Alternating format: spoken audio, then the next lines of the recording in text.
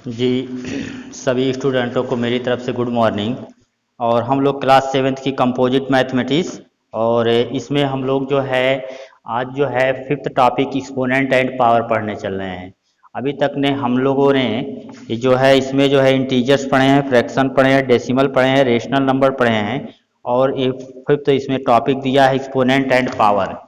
आज हम लोग की जो टॉपिक है एक्सपोनेंट एंड पावर को बारे में आज हम लोग पढ़ेंगे। सबसे पहले हम लोग जानते हैं कि क्या होता है एक्सपोनेंट एंड क्या होता है पावर। करा when a number is multiply by itself several times, अगर किसी नंबर को हम उसी नंबर को कुछ ही टाइम सेवरल टाइम उसकर मल्टीपल कर देते हैं, it can be written in the short form as under under. तो इसको हम कह सकते हैं कि ये शॉर्ट फॉर्म में लिखा गया है। कहने का मतलब यह है कि अगर किसी भी नंबर को, जैसे 4 है, 4 को सेवरल टाइम्स में जो अगर हम मान लीजिए मल्टीप्लाई करते हैं, तो सेवरल टाइम्स अगर मल्टीप्लाई इसको कर दिए तो इन्हीं को शॉर्ट फॉर्म में लिख देने को ही क्या कहा जाता है, एक्सपोनेंशियल एक्सप्रेशन कहा जाता है। कहने का मतलब 1 2 3 4 5, तो हमने क्या लिखा है कि 4 पे पावर 5, और 4 पे पावर 5 का मतलब ये हो गया कि ये जो दिया गया जो नंबर है ये 5 टाइम्स क्या हुआ, मल्टीप्लाई हुआ है। तो यहां पे हम लोग देख रहे हैं एक्सपोनेंट एंड पावर में, when a number is multiply by itself several time, अगर हम किसी नंबर को सेवरल टाइम मल्टीप्लाई कर दें, it can be written in short form, तो उसको हम शॉर्ट फॉर्म में लिख सकते हैं। जैसे यहाँ पे आप एग्जाम्पल में देखें, 4 4 4 4, इसको देखेंगे 5 टाइम मल्टीप्लाई किए हैं और इसको हम शॉर्ट फॉर्म में ऐसे लिख दिए हैं। तो ये जो लिखा हुआ है मिला है शॉर्ट फॉर्म में, इसे हम एक्सपोनेंशियल एक्सप्रेशन कहते हैं। सबसे पहले हम ये देखेंगे कि एक्सपोनेंशियल एक्सप्रेशन होता क्या है।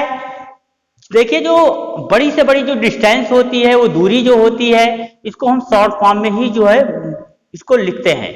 जैसे मान लिया जाए, अगर हम कह दें कि यहाँ जो है अर्थ है और यहाँ पे कोई प्लेनेट है, सपोज दैट मार्स दिया गया है, इनकी बीच की जो डिस्टेंस है, इनको अगर हम क्या करेंगे, अगर पूरी दूरी को जो है उस पूरी डिस्टेंस को अगर हम जो है लिखें तो काफी बड़े नोटेशन में लिखा जाएगा। इसी बड़े डिस्टेंस को, ग्रेटर जो डिस्टेंस है, इसको शॉर्ट फॉर्म में ही कर देना क्या कहलाता है, एक्सपोनेंट एंड एक्सपोनेंशियल एक्सप्रेशन कहलाता है। तो कहने का मतलब ग्रेटर से ग्रेटर जो वैल्यू होती है उसको शॉर्ट फॉर्म में ही कन्वर्ट करने को ही क्या कहा जाता है, एक्सपोनेंशियल एक्सप्रेशन कहा जाता है। जैसे मान लिया जाए, कह रहा है कि यहाँ पे जो 4 को मल्टीप्लाई किए हैं 5 टाइम्स, तो 4 पे पावर 5 एक्सपोनेंशियल एक्सप्रेशन कहलाएगा। यही जो शॉर्ट फॉर्म दिया गया है यही एक्सपोनेंशियल एक्सप्रेशन है। The factor which is multiply by itself again and again, it is the base and number of times is the factor appears in the exponent. कहने का मतलब कि जिस नंबर को हम बार बार मल्टीप्लाई किए हैं, जिस नंबर को हम बार बार मल्टीप्लाई किए हैं, जैसे 4 है तो 4 मल्टीप्लाई 4 मल्टीप्लाई 4 मल्टीप्लाई 4 मल्टीप्लाई 4, तो 4 को कितने टाइम्स मल्टीप्लाई किए हैं, 5 टाइम्स मल्टीप्लाई किए हैं। तो जिस नंबर को हम सेवरल टाइम्स मल्टीप्लाई करते हैं वो हमारा बेस कहलाता है, और जितने टाइम्स ये मल्टीप्लाई कहलाता है ये इसका जो है एक्सपोनेंट कहलाता है। इसको हम लोग एक्सपोनेंट बोलते हैं और इसको हम लोग बेस बोलते हैं।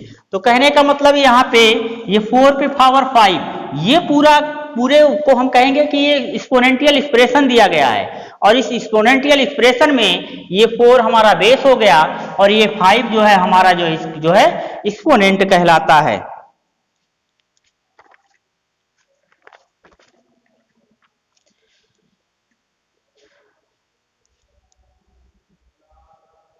अब इसके बाद हम लोग देखेंगे कि जो एक्सपोनेंशियल एक्सप्रेशन होता है उसको हम लोग कैसे इसको रिप्रेजेंट करते हैं।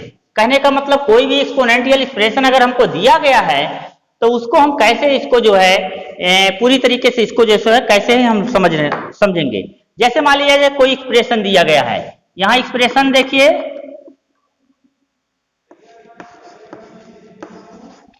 यहाँ एक्सप्रेशन दिया गया है, इसका मीनिंग क्या हो गया। अब इसके बाद देखेंगे इसको एक्सपोनेंट क्या है। यहां इसका बेस क्या है, और इसकी वैल्यू क्या है, ये चीज हम लोग देख लेते हैं। चलिए देखिए, यहाँ पे एक एग्जाम्पल के रूप में अगर हम लोग ले लें तो ये 4 पावर 3 ये क्या है, एक्सपोनेंशियल एक्सप्रेशन है। इसका मतलब क्या हो गया, मीनिंग क्या हुई, 4 मल्टीप्लाई 4, इसका एक्सपोनेंट क्या हो गया, क्योंकि 3 टाइप्स है तो 3 इसका एक्सपोनेंट हो गया। इसका बेस कितना हो गया, इसका बेस जो है इसका 4 हो गया, ठीक। और इसकी वैल्यू क्या हो गई, 4 4 जा 16 और 16 4 जा 64। तो कहने का मतलब यह है, कोई भी एक्सपोनेंशियल एक्सप्रेशन अगर दिया गया है तो इस एक्सपोनेंशियल एक्सप्रेशन जो बनता है वो बेस से मिलकर बनता है और उसके एक्सपोनेंट से मिलकर बनता है। एक्सपोनेंशियल एक्सप्रेशन 4 to power 3 का मतलब हो गया कि 4 को 3 टाइम्स मल्टीप्लाई कर दिए गए, मतलब इसके बेस को 3 टाइम्स मल्टीप्लाई किया गया है। इसका एक्सपोनेंट क्या हो गया, इसका एक्सपोनेंट 3 हो गया, और इसका बेस क्या हो गया, इसका बेस 4 हो गया, और इसकी वैल्यू क्या हो गई कि उसको जो है उसको हम लोग 3 टाइम्स उसको मल्टीप्लाई किए, उसको 4 4 जा 16 और 4 मल्टीप्लाई किए तो 64 हो गया। तो इस तरीके से कोई भी वैल्यू अगर आपको दी गई है, कोई भी किसी भी वैल्यू को प्राप्त कर सकते हैं। जैसे मान लिया जाए यहाँ पे हम कह दें कि 1/2 एक एक्सपोनेंशियल एक्सप्रेशन है, इस पे मान लीजिए 3 हम पावर कर दें। अब इसका मतलब क्या हो गया, इसका मतलब ये हो गया कि -1/2 और -1/2, इसका मतलब ये हो गया, ठीक। इसकी मीनिंग ये हो गई, क्योंकि -1/2 ये क्या है, एक रेशनल नंबर है और इसी रेशनल नंबर को 3 टाइम्स मल्टीप्लाई किया गया। इसका एक्सपोनेंट कितना है, इसका एक्सपोनेंट 3 है, इसका बेस कितना है, इसका बेस 1/2 है, और इसकी वैल्यू कितना हो जाएगी, तो minus minus plus plus minus minus, और 1 1 जा 1 1 जा 1, तो 1/2 2 जा 4 2 जा 8, तो इसकी वैल्यू इतना आ गई। किसी भी एक्सप्रेशन को आप इसी तरीके से बढ़िया तरीके से इसको आप जो है समझ सकते हैं। तो मुझे लगता है कि आप इसको समझ चुके होंगे। अब हम लोग जो है कुछ इसकी जो है मीनिंग, कुछ प्रॉपर्टी होती है, इसकी प्रॉपर्टी के बारे में कुछ देख लेते हैं।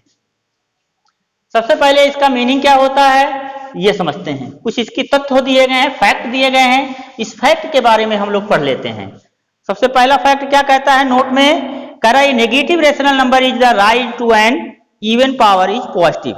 कोई भी नेगेटिव रेशनल नंबर है और अगर उस पर पावर जो है पॉजिटिव है, पहला फैक्ट कर रहा है कि कोई भी नेगेटिव रेशनल नंबर है 2/3 मान लीजिए, ये रेशनल नंबर है और इस पे पावर अगर कोई पॉजिटिव है, कोई इवन है, इवन का मतलब 2 हो गया, 4 हो गया, या कुछ भी मान लीजिए यहाँ पे 4 ले लें, तो इसका जो वैल्यू आएगा वो पॉजिटिव में आएगा। कहने का मतलब ये है, नोट्स में कह रहा है कि अगर कोई भी रेशनल नंबर है अगर उसके पावर इवन है तो वो जो वैल्यू प्राप्त हो जाएगी वो इवन प्राप्त होगी।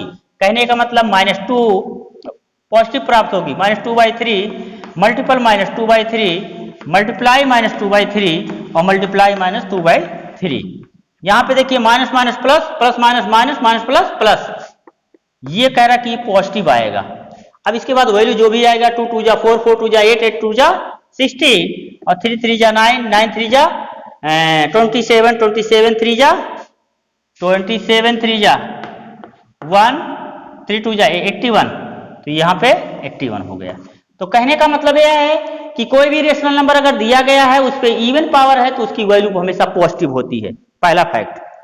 दूसरा फैक्ट ये कह रहा है कि कोई भी रेशनल नंबर दिया गया है उस पर अगर ऑड पावर है, कोई भी रेशनल नंबर दिया गया है, a negative rational number, a negative rational number raise to an odd power. देखिए यहाँ पे एक बात मैं कहना भूल गया कि जो रेशनल नंबर होगा वो निगेटिव होगा, वहां भी नेगेटिव रेशनल नंबर होगा। तो अगर नेगेटिव रेशनल नंबर दिया गया है और उस पर नेगेटिव रेशनल नंबर होना चाहिए और उस पर अगर ऑड पावर है, ऑड पावर का मतलब 3, तो इसकी जो वैल्यू आ जाएगी ये नेगेटिव में आएगी। पूरी वैल्यू एक बार मैं समझा चुका हूं। If p/q is any rational number and n is any integer, then अगर p/q कोई भी रेशनल नंबर है, तीसरा फैक्ट कह रहा है कि अगर p/q कोई रेशनल नंबर है, मान लीजिए p/q यहां है, ये कोई रेशनल नंबर है और इस पे अगर पावर जो है n है, तो ये रेशनल नंबर p/q ये बेस हो गया, इस पे एक्सपोनेंट हो गया, तो इसको हम लिख सकते हैं p पे power n divide by q पे पावर n। इसको आप इस तरीके से लिख सकते हैं, ऐसा लिख सकते हैं। जैसे मान लिया जाए, कोई भी एग्जांपल ले लीजिए, 2/3 मान लिया जाए, ले लिया गया, इस पे पावर 4 ले लिया गया। अब 2/3 पे पावर 4, इसका मतलब ये हो गया कि 2 पे पावर 4 और डिवाइड बाई 3 पे पावर 4। ऐसा भी लिख सकते हैं 2 multiply 2 multiply 2 multiply 2 divide by 3 multiply 3 multiply 3 multiply 3, और इसको लिख सकते हैं 2 2 जा 4 4 2 जा 8 8 2 जा 60, और फिर यहाँ पे 4 टाइम्स है तो 4 टाइम्स है तो 81 हो जाएगी, इसकी वैल्यू ये आ जाएगी।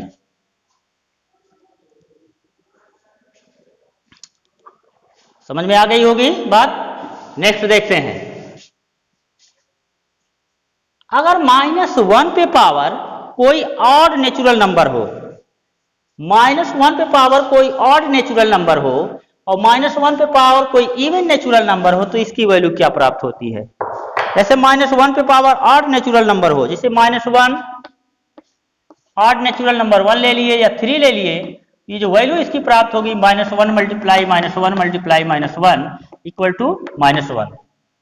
लेकिन अगर कोई -1 पे वैल्यू अगर इवन आ जाए, इसका मतलब होगा -1 मल्टीप्लाई -1, इसका मतलब हो जाएगा कि 1 आएगा।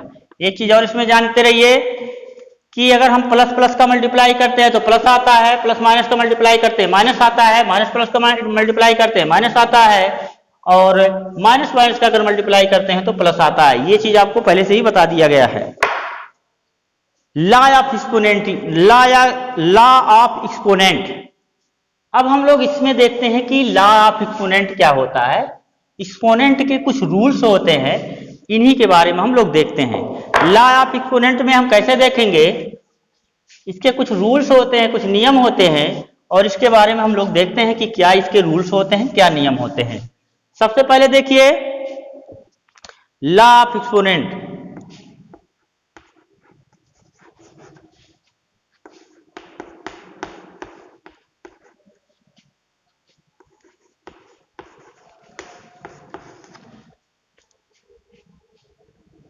लॉ ऑफ एक्सपोनेंट क्या कहता है, पहला लॉ देखिए क्या कहता है,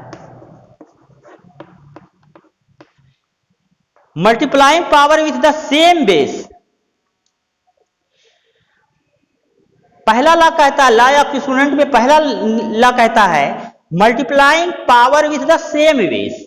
सेम बेस, अगर मान लिया जाए कि बेस सबके सेम हो, जैसे n पे पावर 1 मल्टीप्लाई n पे पावर 2 मल्टीप्लाई n पे पावर 3 मल्टीप्लाई इक्वल टू, ये कह रहा है कि अगर हम मल्टीप्लाई करें और उसके बेस क्या हो, सेम हो। यहां देखिए बेस क्या है, सेम है, ये भी बेस ये भी बेस, सबका सेम है, लेकिन इसका एक्सपोनेंट क्या है, सबका डिफर है, अलग अलग है। तो अगर हम सेम बेस के नंबरों को अगर मल्टीप्लाई करते हैं, एक एक्सपोनेंशियल एक्सप्रेशन है, अलग अलग एक्सपोनेंशियल एक्सप्रेशन है, और उनके जो बेस हैं सबके सेम है, तो उस कंडीशन में क्या करेंगे, इसका बेस n है और इसकी जो पावर है ऐड कर लेंगे 1 + 2 + 3। इसको अगर सॉल्व करेंगे तो ये कर लेंगे n पे पावर 5। इस तरीके से हम कर सकते हैं। तो पहला रूल ये, लॉ ऑफ एक्सपोनेंट में पहला रूल ये कहता है कि अगर एक्सपोनेंशियल अलग अलग एक्सपोनेंशियल दिए गए हैं और उनके बेस सेम है, तो अगर उनको हम मल्टीप्लाई करेंगे तो मल्टीप्लाई करने के बाद उसका जो बेस होगा वही रहेगा, लेकिन उसके जो एक्सपोनेंट रहेंगे वो आपस में जुड़ जाएगा। मल्टीप्लाई की कंडीशन में आपस में क्या हो जाएगा, जुड़ जाएगा। जैसे यहाँ पे एक कह रहा है कि let x be the any rational number and n be the positive integer, then अगर मान लीजिए x कोई भी जो है रेशनल नंबर दिया गया है, ठीक है, और उस पे जो है पावर m और n के हैं पॉजिटिव पावर। मान लीजिए x कोई रेशनल नंबर है और इस पे पावर अगर मान लिया जाए कि m है और इस पे पावर मान लिया जाए n है, दोनों के बेस सेम है, इस कंडीशन पे इसको हम लिख सकते हैं xm + 1। सेम बेस होने की कंडीशन में अगर यहाँ मल्टीप्लाई लगा है तो इसके जो एक्सपोनेंट होते हैं वो आपस में जुड़ जाते हैं। ठीक है, पहला रूल ये कह रहा है। सेकंड रूल में हम चलेंगे। सेकंड रूल इसमें क्या कहता है, लॉ सेकंड,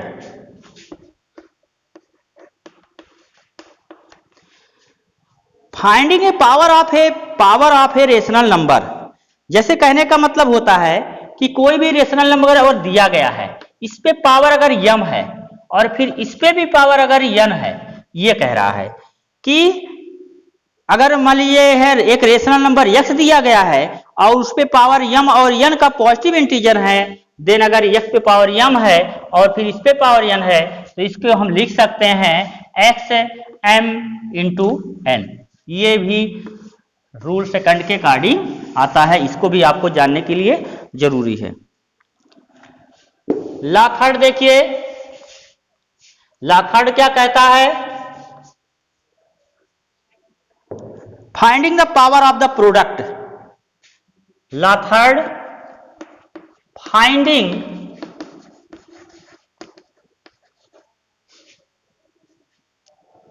द पावर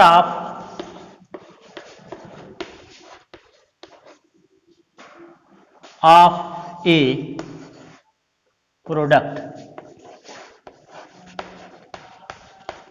यहां पे देखिए, अगर मान लिया जाए कोई भी जो है यहां पे एक नंबर दिया गया है एक्सपोनेंट के फॉर्म में, ऐसा दिया है, यहां एक्सपोनेंशियल एक्सप्रेशन दिया गया है। इस एक्सपोनेंशियल एक्सप्रेशन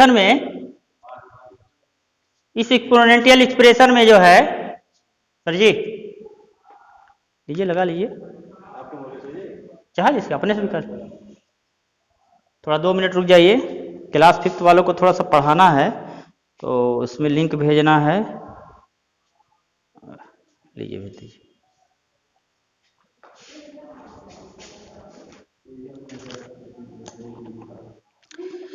अब यहाँ पे देखिए एक एक्सपोनेंशियल एक्सप्रेशन दिया गया है, ये कह रहा है इसको प्राप्त करने के लिए, तो इसका मतलब क्या हो गया, आप इसको क्या समझे, 2 मल्टीप्लाई 3 और फिर मल्टीप्लाई 2 मल्टीप्लाई 3 और 2 मल्टीप्लाई 3 और 2 मल्टीप्लाई 3, इसको 4 टाइम्स लिख लिए हैं, मल्टीप्लाई यहां कर लीजिएगा, ठीक है।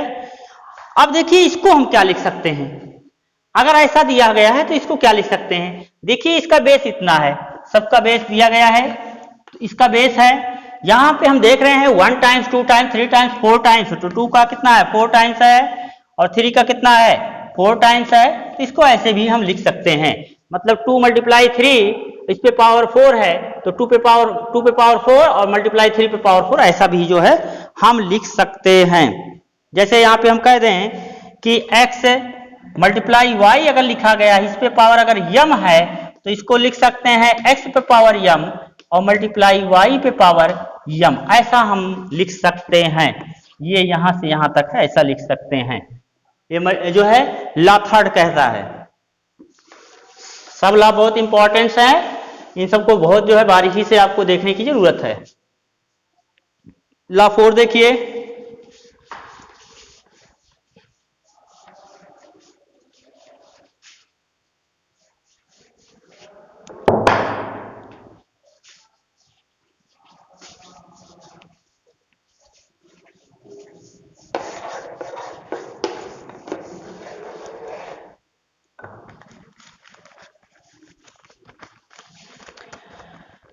ला 4 क्या कहता है, finding quotient of a power the same number.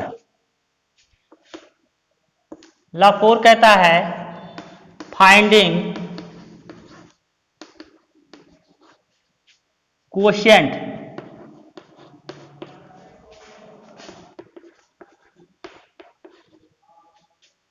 Of power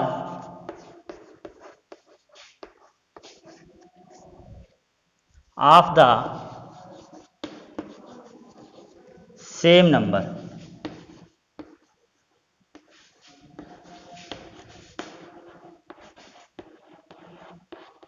ठीक, अब यहां देखिए, कहने का मतलब यह है कि अगर मैं एक एग्जांपल आपको मैं समझा दूं, पहले एग्जांपल आप लोग समझ लीजिएगा। 5 पे पावर 8 अगर मान लीजिए लिखा है, यहां पे 5 पे पावर अगर मान लीजिए 3 लिखा हुआ है, आप इसको क्या लिख सकते हैं, 5 को 8 टाइम्स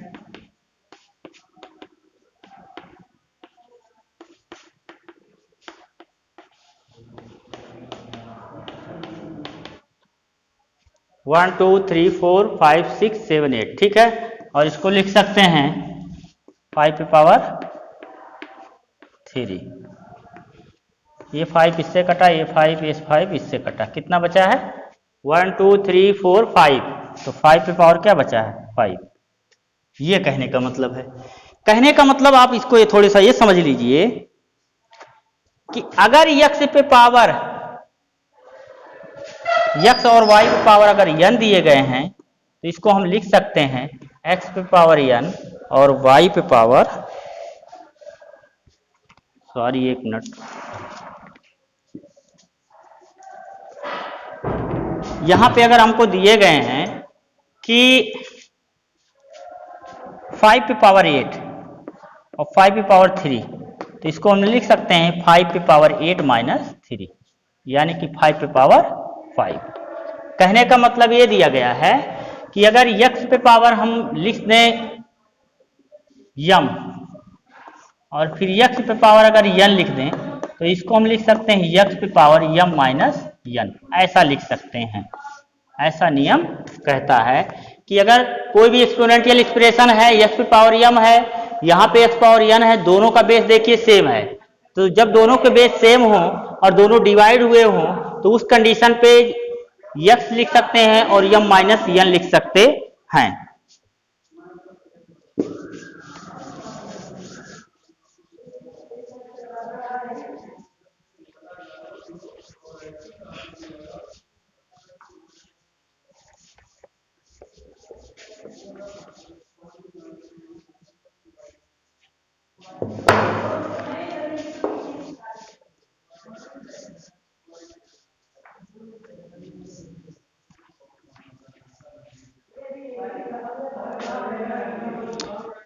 अब देखिए कुछ वैल्यू हम देखते हैं। मान लीजिए x पावर m है डिवाइड x पावर n है, ये इक्वल टू अगर 1 मिल जाए तो इसका मतलब क्या होगा कि m बराबर n। अगर m बराबर n मिल जाए मतलब जो m की वैल्यू हो वही n की वैल्यू हो, उस कंडीशन पे x पे power m divide by x पे पावर n इक्वल टू क्या आ जाएगा 1 आ जाएगा। इसका एग्जांपल देख लीजिए, m की वैल्यू 2 ले लें और n की वैल्यू 2 लिख लें, तो x पे पावर 2 इसको डिवाइड करेंगे तो x पे पावर 2 माइनस 2 और इसको सॉल्व करेंगे तो x पे पावर 0 और किसी पे पावर 0 का मतलब क्या हो गया 1 हो गया। कोई भी वैल्यू है और अगर इसके पावर 0 लगी हुई है तो इसका मतलब कि वो इसकी वैल्यू 1 होती है। ये प्रूफ हो चुका है, अभी आपके सिलेबस में प्रूफ के लायक नहीं है। अभी आप इतना समझे रहिए कि कोई भी वैल्यू दी गई अगर उस पर पावर 0 दिया गया है तो उसकी वैल्यू जो है 1 हो जाती है। अब यहाँ पे देखेंगे अगर m ग्रेटर देन n है, अगर m की वैल्यू n से बड़ी है तो इसका मतलब होगा x पे power m divide by x पे पावर n इक्वल टू, इसको हम लिख सकते हैं x पे m माइनस n। नेक्स्ट देखेंगे कि अगर m लेस देन n लिख सकते हैं तो इसका मतलब हो जाएगा कि x पे power m divide by x power n, तो इसको लिख सकते हैं x पे n माइनस m, क्योंकि n की वैल्यू ग्रेटर है इस नाते से n में से m क्या करेंगे घटा देंगे। इस तरीके से हमको ये वैल्यू प्राप्त होगा। आगे चल के अभी जो एक्सरसाइज में आपका पूरी तरीके से इसका यूज है।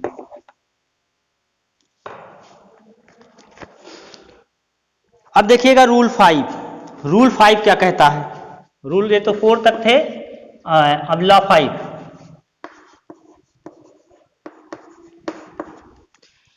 लॉ 5 क्या कहता है, finding power of A quotient, finding power of A quotient.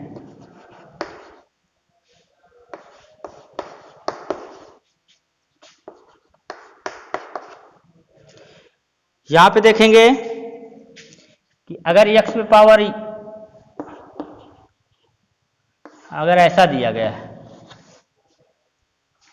x by y पे पावर n है तो इसको हम लिख सकते हैं x पावर n और y पे पावर n, ऐसा लिख सकते हैं।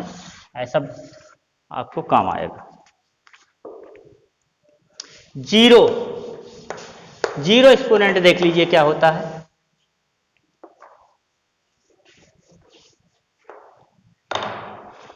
जीरो एक्सपोनेंट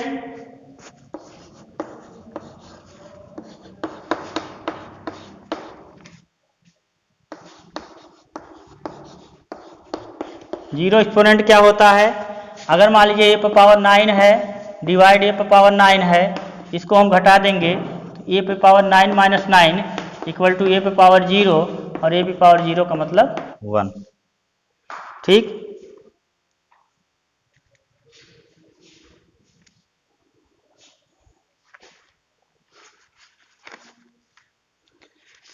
अब देखिएगा साइंटिफिक नोटेशन किसे कहते हैं। क्या होता है साइंटिफिक नोटेशन? जैसे हम कह दें कि हमारी जो अर्थ है यहां से लेकर और ये एक प्लेनेट को ही मान लें, वीनस मान लें, हमारी अर्थ से वीनस की डिस्टेंस आप किसी भी चीज को बड़े में लिख सकते हैं। मान लीजिए कितना है 284000000 ऐसे लिखा हुआ है, इतना किलोमीटर मान लीजिए दिया हुआ है। बहुत लंबी जो डिस्टेंस है अर्थ से लेकर और कोई भी प्लेनेट दिया गया है तो इनकी भी डिस्टेंस क्या है, मान लीजिए इतने किलोमीटर में दिया गया है। किसी भी बड़ी वैल्यू को जब उसको शॉर्ट फॉर्म में हम लिख देते हैं, उसके पावर के रूप में लिख देते हैं, तो वही क्या कहलाता है? साइंटिफिक नोटेशन कहलाता है। जैसे 1 2 3 4 5 6 7 8 तो 2.84 और मल्टीप्लाई 10 टू पावर 8 किलोमीटर। तो ये जो वैल्यू कहलाई ये साइंटिफिक नोटेशन में है। देखिए ये वैल्यू पूरी यहां से यहां तक लिखी गई है, एक्सपेंडेड फॉर्म में है, पूरी बड़े में है, लेकिन इसी वैल्यू को शॉर्ट फॉर्म में लिख देने को ही इस जो है साइंटिफिक नोटेशन कहलाता है। ठीक, जैसा आप जानते हो कि एक किसी प्लेनेट से दूसरे प्लेनेट के बीच की जो डिस्टेंस होती है लाइट ईयर में मापी जाती है। लाइट ईयर मतलब होता है प्रकाश वर्ष, मतलब एक साल में प्रकाश द्वारा चली गई जो दूरी होती है उसे हम लाइट ईयर के नाम से जानते हैं। तो इस तरीके से आज हम लोग जो है एक्सपोनेंट एंड पावर पूरी तरीके से चैप्टर को हम लोग खत्म कर चुके हैं। कहीं भी आपको कोई भी चीज इसमें छूटा नहीं है। तो इस तरीके से अब होमवर्क के रूप में आप मैं दे रहा हूं एक्सरसाइज 5 पे। एक्सरसाइज ऑफ 5 पे ये आपका होमवर्क है। एक्सपोनेंट एंड पावर पूरी तरीके से खत्म हो चुका है। अब इसको आप लोग बार बार इसी वीडियो को रिपीट करके आप देख के अपना कॉन्सेप्ट क्लियर कर सकते हैं और आप एक्सरसाइज के रूप में लिख सकते हैं क्लास 7th मैथ होमवर्क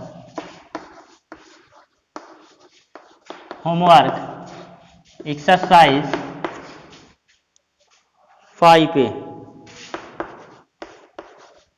इस 5A में question number 1 to 9 solve in your rough copy and send class 7th group. इस तरीके से आपको एक एक्सरसाइज दिया गया है। आज की डेट है 26/8/2020। आज आपको ये एक्सरसाइज दी गई है, इसको आप पूरी तरीके से लगा लीजिएगा। कल मैं जो है न्यू एक्सरसाइज पढ़ाऊंगा, एक्सरसाइज होमवर्क कल दूंगा, लेकिन new exercise unit second algebra है।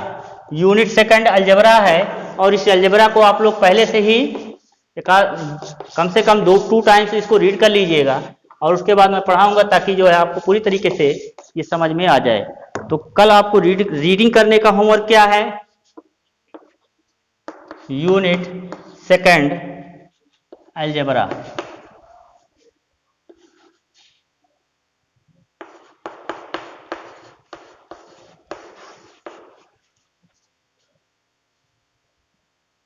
अलजेब्रा यूनिट सेकंड है। इस यूनिट सेकंड में हम टॉपिक 6 है।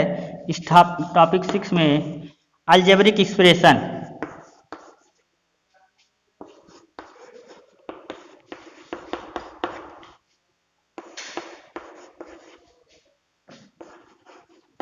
अलजेब्रिक एक्सप्रेशन को इसको आप लोग कम से कम 2 टाइम्स इसको रीड कर लीजिएगा। मैं कल समझाऊंगा, आपको पूरी तरीके से समझ में आ जाएगा। आज के लिए इतना ही, कल फिर मिलते हैं। Thank you.